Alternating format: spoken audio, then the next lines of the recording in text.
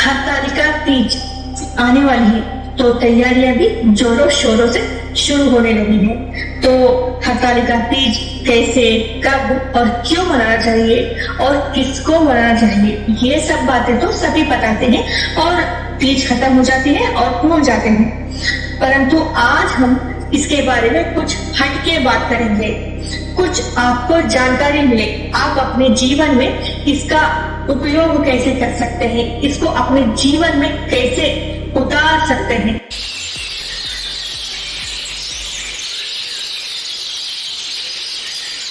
शिव पुराण में उल्लेख है कि ब्रह्मा जी के कहने पर और देवर्षि नारद जी के मार्गदर्शन के अनुसार माता पार्वती जी ने शिव जी को अपने पति के रूप में प्राप्त करने के लिए तप किया था। तो तप जो आजकल जो टीवी सीरियलों में, धारावाहियों में दिखाते हैं, उस तरह का तप नहीं, माता ने बहुत ज्यादा कठोर तप किया था। उनका तप करने का जो विचार है आज के लोगों को भी वो उस तरह का तप करने का सोच नहीं सकते, उतना कठोर तप उन्होंने किया था। सर्वप्रथम माता ने तप करने को जाते हैं उससे पहले उन्होंने माता पिता की आज्ञा ली। आज्ञा लेकर उन्होंने सब कुछ सुख सुविधा को त्याग दिया। राजसिक वस्त्र और जो भी वो पहनती थी एक राजकुमारी के रूप में वेशभूषा, वस्त्र, आभरण, सब कुछ उन्होंने त्याग दिया। माता ने अपने इंद्रियों को निग्रह करके ग्रीष्म काल यानी जो गर्मी होती है, भयंकर गर्मी की ऋतु होती है, उसे ग्रीष्म ऋतु कहते हैं। तो अपने उस ग्रीष्म ऋतु के समय में अपने चारों ओर अग्नि जलाती है माता, बीच में बैठ जाती है। तो पूरे उनके इर्द गिर्द अग्नि होती है और उस अग्नि के बीच में माता बैठ जाती है और बैठकर उसके ऊपर सूर्य के प्रचंड ताप को सहन करते हुए अपने शरीर को तपाती रहती है माता।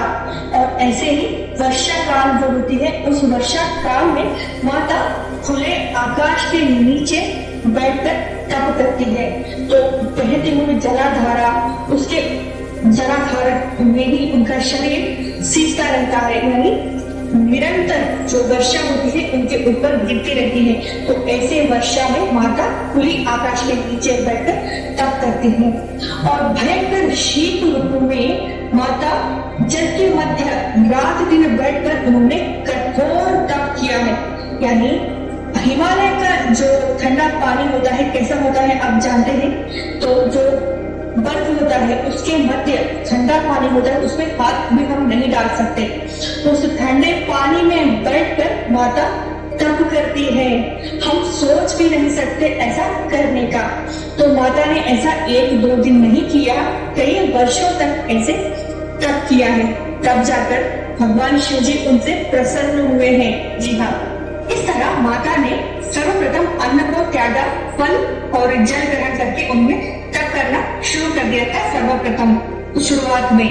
उसके बाद का जो वर्ष आता है, अगले वर्ष उन्होंने अन्न त्यागा, फल त्यागा, पत्ते खाए और जल ग्रहण करके तप करना शुरू कर दिया। उसके अगले वर्ष उन्होंने पत्ते खाना भी छोड़ दिए, केवल जल ग्रहण करके उन्होंने तप किया। उसके अगले वर्ष माता ने फल, पत्ते, जल सब कुछ त्याग दिया, केवल वायु को पीकर ही तप करना शुरू कर दिया। तो ऐसे ही माता ने कई वर्ष वायु पर रहकर ही उन्होंने तप किया था। तो इस तरह कठिन तप करके माता ने शिव जी को प्राप्त किया। शिव जी माता से बहुत प्रसन्न तो थे ही, परंतु उनका एक अंतिम परीक्षा लेना चाहते थे। तो उन्होंने अपना ही एक माया से रूप धारण कर लिया, एक घड़ियाल या फिर मगरमच्छ भी आप कह सकते हैं, और एक माया बालक बनाया।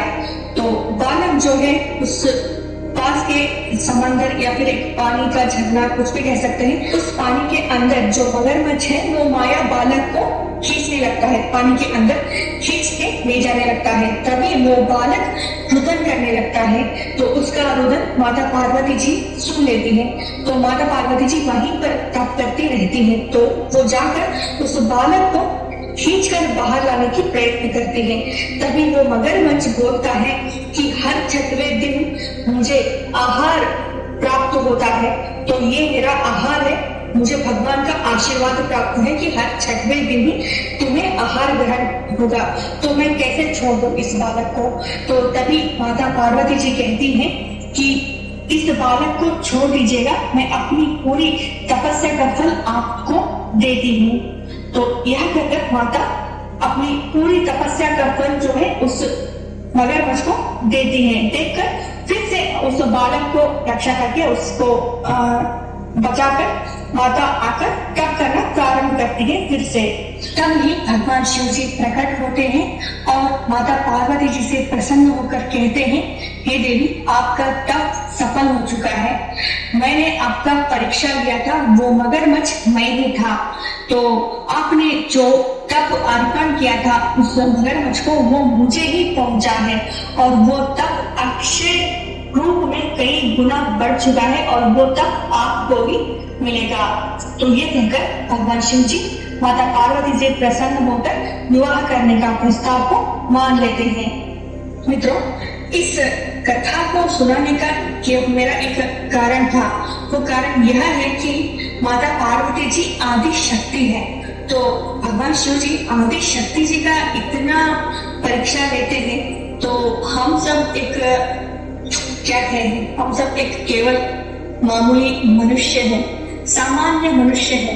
तो हम सब का भगवान जी कितना परीक्षा ले सकते हैं।